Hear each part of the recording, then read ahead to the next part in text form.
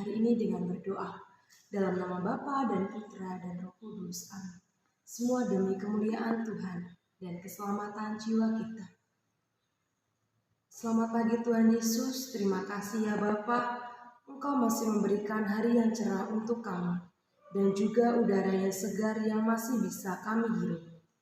Kiranya perbolehkanlah kami untuk bisa merasakan kebahagiaan dalam setiap peristiwa yang akan kami alami. Demi Kristus Tuhan kami. Amin. Bacaan dari Injil Lukas. Pada hari Sabat setelah Yesus dimakamkan, 2 orang dari murid-murid Yesus pergi ke sebuah kampung bernama Emmaus, yang terletak kira-kira 7 mil jauhnya dari Yerusalem. Dan mereka bercakap-cakap tentang segala sesuatu yang telah terjadi. Ketika mereka sedang bercakap-cakap dan bertukar pikiran, datanglah Yesus sendiri mendekati mereka, lalu berjalan bersama-sama dengan mereka. Tetapi ada sesuatu yang menghalangi mata mereka, sehingga mereka tidak dapat mengenal Dia. Yesus berkata kepada mereka, "Apakah yang kamu percakapkan sementara kamu berjalan?" Maka berhentilah mereka dengan muka muram. Seorang dari mereka namanya Kleopas menjawabnya, "Adakah engkau satu-satunya orang asing di Yerusalem yang tidak tahu apa yang terjadi di situ pada hari belakangan ini?" Katanya kepada mereka, "Apakah itu?" Jawab mereka, "Apa yang terjadi dengan Yesus orang Nazaret?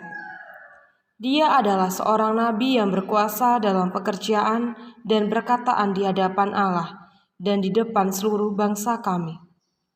Tetapi imam-imam kepala dan pemimpin-pemimpin kami telah menyerahkan Dia untuk dihukum mati, dan mereka telah menyalibkannya. Padahal kami dahulu mengharapkan bahwa Dialah yang datang untuk membebaskan bangsa Israel. Tetapi sementara itu telah lewat 3 hari sejak semuanya itu terjadi. Tetapi beberapa perempuan dari kalangan kami telah mengejutkan kami. Pagi-pagi buta mereka telah pergi ke kubur dan tidak menemukan mayatnya. Lalu mereka datang dengan berita bahwa ia telah kelihatan kepada mereka, malaikat-malaikat yang mengatakan bahwa ia hidup. Dan beberapa teman kami telah pergi ke kubur dan mendapati bahwa memang benar yang dikatakan perempuan-perempuan itu, tetapi dia tidak mereka lihat. Lalu ia berkata kepada mereka, "Hai kamu orang bodoh, betapa lambannya hatimu, sehingga kamu tidak percaya segala sesuatu yang telah dikatakan para nabi. Bukankah Mesias harus menderita semuanya itu untuk masuk ke dalam kemuliaannya?" Lalu ia menjelaskan kepada mereka apa yang tertulis tentang Dia dalam seluruh kitab suci, mulai dari kitab-kitab Musa dan segala kitab nabi-nabi. Mereka mendekati kampung yang mereka tuju, lalu berbuat seolah-olah hendak meneruskan perjalanannya. Tetapi mereka sangat mendesaknya, katanya, "Tinggallah bersama dengan kami, sebab hari telah menjelang malam dan matahari hampir terbenam." Lalu masuklah ia untuk tinggal bersama-sama dengan mereka. Waktu ia duduk makan dengan mereka, ia mengambil roti, mengucap berkat, lalu memecah-mecahkannya dan memberikannya kepada mereka. Ketika itu terbukalah mata mereka, dan mereka pun mengenal Dia. Tetapi ia lenyap dari tengah-tengah mereka. Kata mereka seorang kepada yang lain, "Bukankah hati kita berkobar-kobar ketika ia telah berbicara dengan kita di tengah jalan, dan ketika ia telah menerangkan kitab suci kepada kita?" Lalu bangunlah mereka dan terus kembali ke Yerusalem. Di situ mereka mendapati ke-11 murid itu. Mereka sedang berkumpul bersama-sama dengan teman-teman mereka. Kata mereka itu, "Sesungguhnya Tuhan telah bangkit dan telah menampakkan diri kepada Simon." Lalu kedua orang itu pun menceritakan apa yang terjadi di tengah jalan dan bagaimana mereka mengenal Dia pada waktu ia memecah-mecahkan roti. Demikianlah sabda Tuhan. Terpujilah Kristus. Injil hari ini menceritakan tentang penampakan Yesus di jalan menuju Emmaus. Kedua murid itu tak sadar bahwa orang yang ikut bersama mereka adalah Yesus, karena dia menutupi sesuatu di mata mereka. Pada ayat 31, para murid Yesus menjelaskan bahwa mereka mengharapkan Dia yang datang untuk membebaskan bangsa Israel. Pada ayat terakhir, saat perjamuan makan malam baru, disebutkan bahwa mereka yang berjalan bersama mereka adalah guru mereka. Dalam kehidupan kita sehari-hari, mungkin kita selalu mempunyai harapan, sehingga hal itu terus kita bawa dalam doa.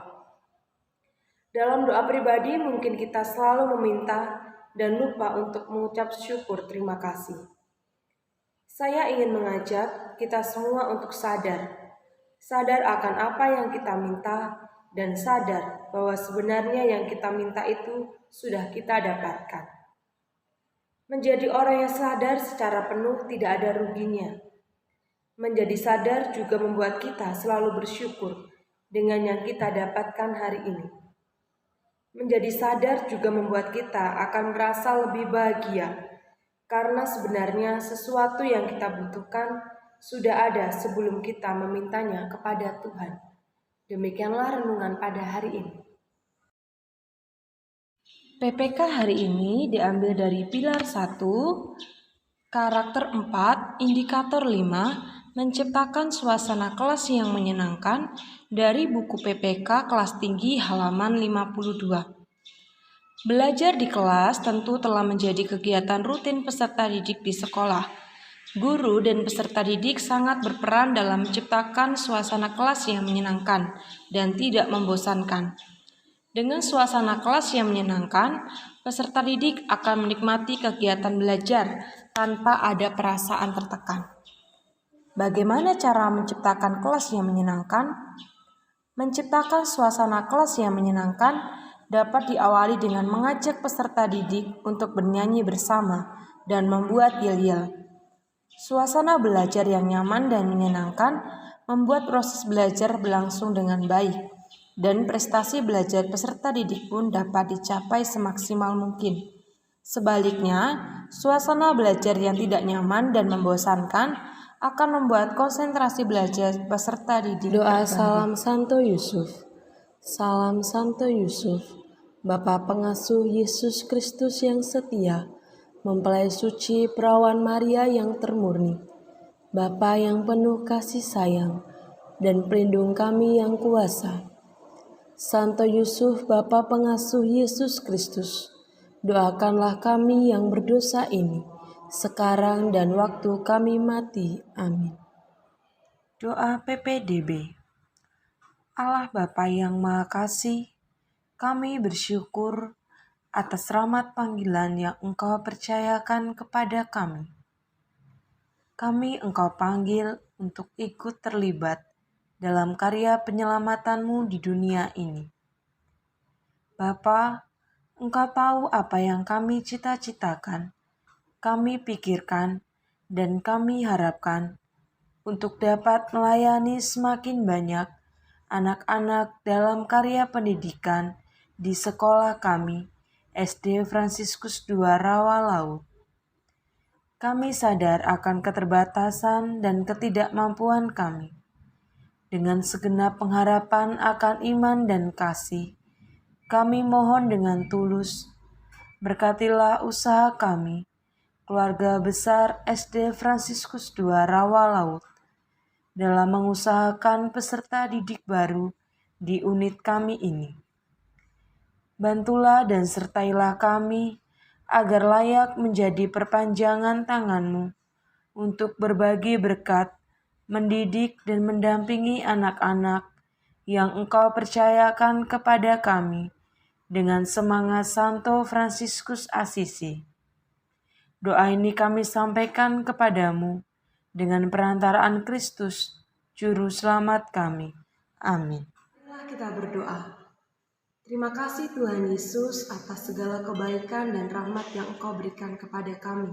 Terima kasih atas sabda yang boleh kami dengarkan pada hari ini.